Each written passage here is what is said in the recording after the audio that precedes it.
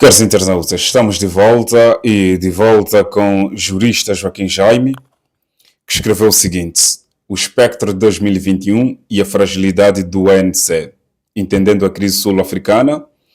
Joaquim Jaime, como disse, o paradoxo de junho de 2026. Sou JHM, está no Debate GTV. Vamos então ouvir o que o jurista escreveu.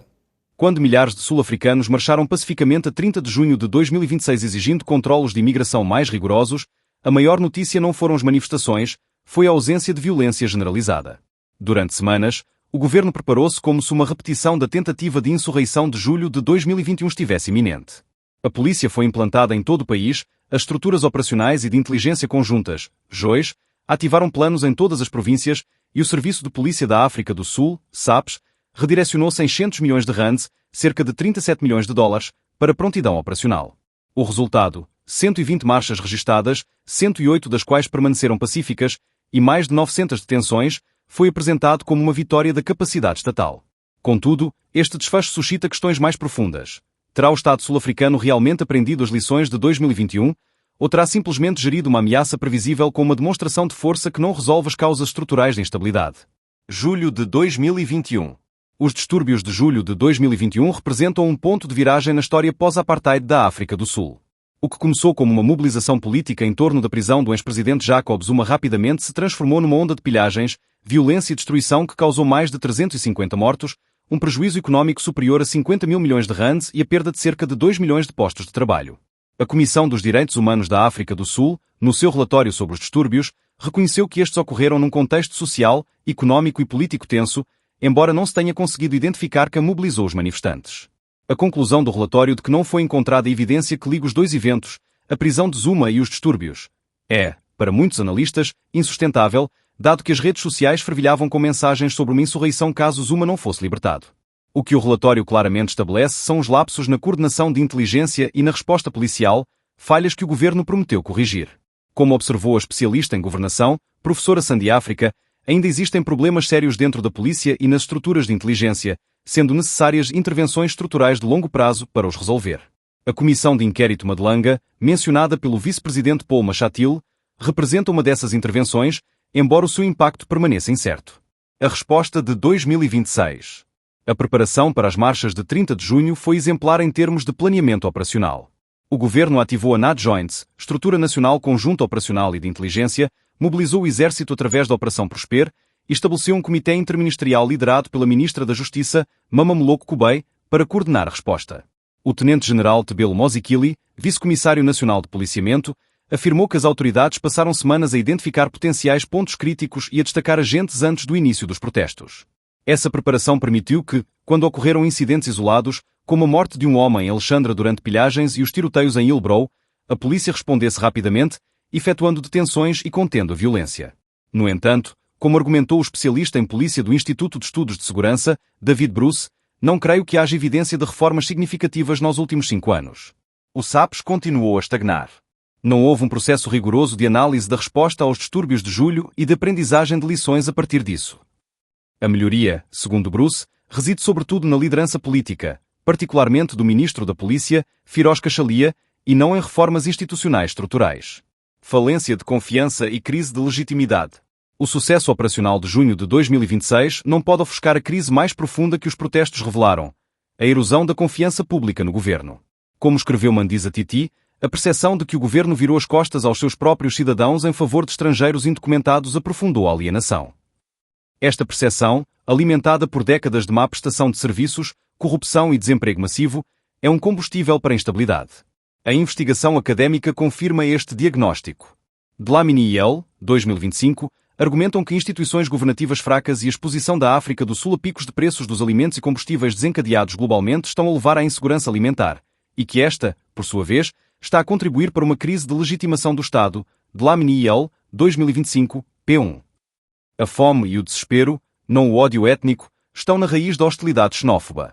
O presidente Cyril Ramaphosa reconheceu publicamente que a governação municipal fraca e a falha na prestação de serviços estão entre os principais fatores que contribuem para o declínio da confiança pública no ANC. Contudo, como observou o analista político, a declaração de 2026 como o ano da ação decisiva para corrigir o governo local e transformar a economia surge num momento de desconfiança sem precedentes, onde os cidadãos anseiam não por promessas, mas por clareza, coragem e passos concretos. A resposta política. Em resposta às tensões, o governo lançou, a 7 de junho de 2026, uma abordagem abrangente para a gestão da migração, estruturada em 5 pilares: aplicação da lei, gestão de fronteiras, repatriamento, medidas económicas e cooperação internacional. Até julho, mais de 35 mil migrantes tinham deixado a África do Sul e tribunais especializados em imigração foram reativados em Durban, no aeroporto OR Tambo e no centro de repatriamento de Lindela. O governo enfatizou que as deportações seriam ordenadas e legais, com supervisão judicial.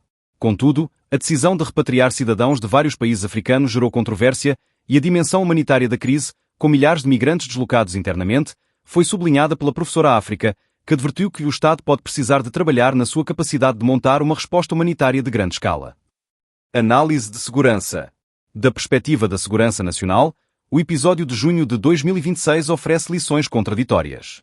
Por um lado, demonstra que o Estado sul-africano pode mobilizar recursos e coordenar uma resposta eficaz a uma ameaça previsível.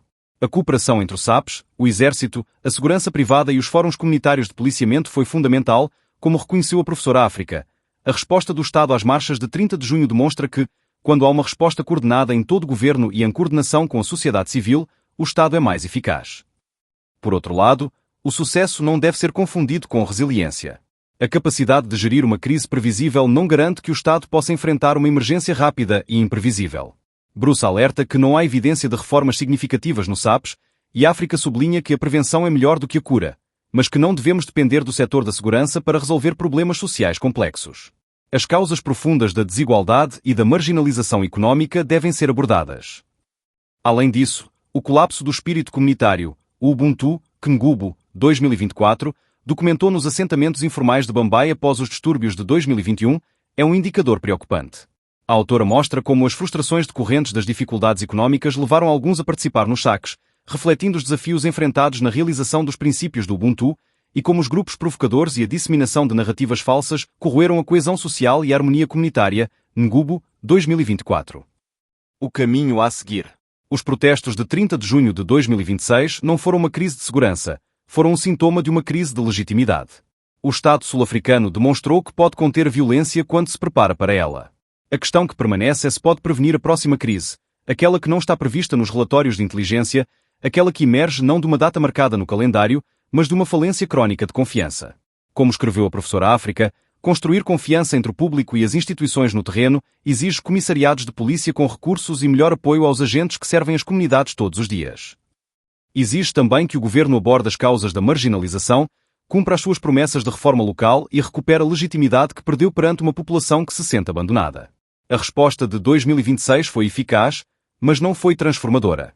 E enquanto a transformação não ocorrer, o espectro de julho de 2021 continuará a pairar sobre a África do Sul, não como uma memória distante, mas como uma possibilidade sempre presente. Muito bem, caros amigos, ouvimos o analista Joaquim Jaime, escreveu o espectro de 2021 e a fragilidade do ANC, entendendo a crise sul-africana.